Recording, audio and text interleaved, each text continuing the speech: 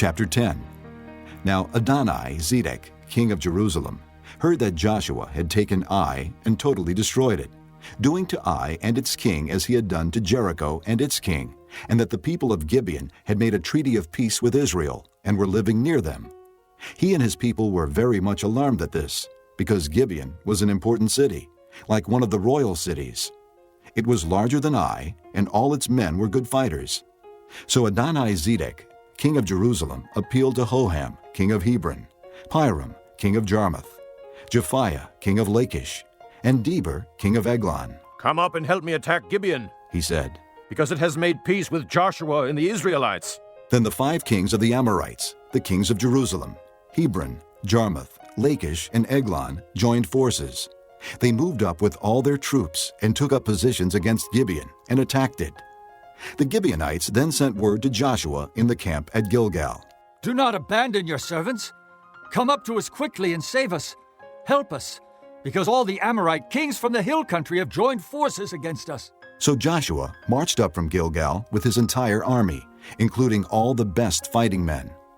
The Lord said to Joshua, "Do not be afraid of them. I have given them into your hand.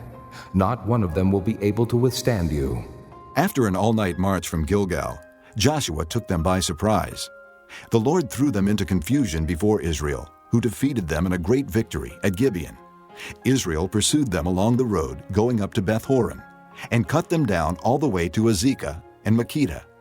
As they fled before Israel on the road down from Beth-horon to Azekah, the Lord hurled large hailstones down on them from the sky, and more of them died from the hailstones than were killed by the swords of the Israelites. On the day the Lord gave the Amorites over to Israel, Joshua said to the Lord in the presence of Israel, "O sun, stand still over Gibeon. O moon, over the valley of Ajalon." So the sun stood still, and the moon stopped, till the nation avenged itself on its enemies, as it is written in the book of Jasher. The sun stopped in the middle of the sky and delayed going down about a full day. There has never been a day like it before or since, a day when the Lord listened to a man. Surely the Lord was fighting for Israel. Then Joshua returned with all Israel to the camp at Gilgal. Now the 5 kings had fled and hidden in the cave at Makkedah. When Joshua was told that the 5 kings had been found hiding in the cave at Makkedah, he said, "Roll large rocks up to the mouth of the cave, and post some men there to guard it. But don't stop. Pursue your enemies. Attack them from the rear, and don't let them reach their cities. For the Lord your God has given them into your hand." So Joshua and the Israelites destroyed them completely, almost to a man, but the few who were left reached their fortified cities.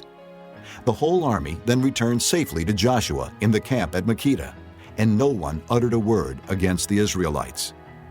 Joshua said, "Open the mouth of the cave and bring those 5 kings out to me." So they brought the 5 kings out of the cave, the kings of Jerusalem, Hebron, Jarmuth, Lachish, and Eglon. When they had brought these kings to Joshua, he summoned all the men of Israel and said to the army commanders who had come with him, "Come here, and put your feet on the necks of these kings." So they came forward and placed their feet on their necks. Joshua said to them, "Do not be afraid. Do not be discouraged. Be strong and courageous. This is what the Lord will do to all the enemies you are going to fight." Then Joshua struck and killed the kings and hung them on 5 trees, and they were left hanging on the trees until evening. At sunset, Joshua gave the order, and they took them down from the trees and threw them into the cave where they had been hiding. At the mouth of the cave, they placed large rocks, which are there to this day. That day, Joshua took Makkedah. He put the city and its king to the sword and totally destroyed everyone in it. He left no survivors, and he did to the king of Makkedah as he had done to the king of Jericho. Then Joshua and all Israel with him moved on from Makkedah to Libnah and attacked it. The Lord also gave that city and its king into Israel's hand. The city and everyone in it Joshua put to the sword. He left no survivors there, and he did to its king as he had done to the king of Jericho. Then Joshua and all Israel with him moved on from Libnah to Lachish. He took up positions against it and attacked it. The Lord handed Lachish over to Israel, and Joshua took it on the second day. The city and everyone in it he put to the sword, just as he had done to Libnah. Meanwhile, Horam, king of Gezer, had come up to help Lachish, but Joshua defeated him and his army, until no survivors were left.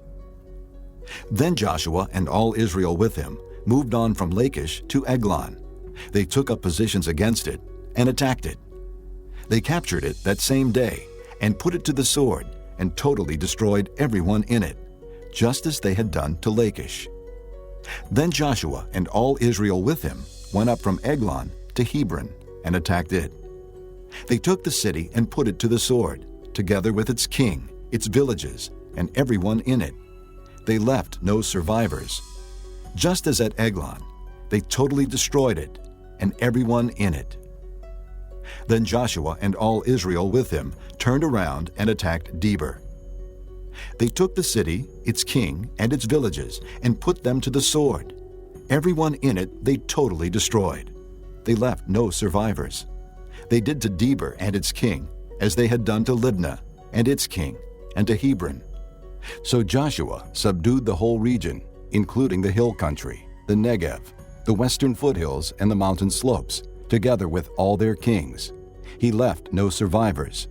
He totally destroyed all who breathed, just as the Lord, the God of Israel, had commanded. Joshua subdued them from Kadesh Barnea to Gaza, and from the whole region of Goshen to Gibeon.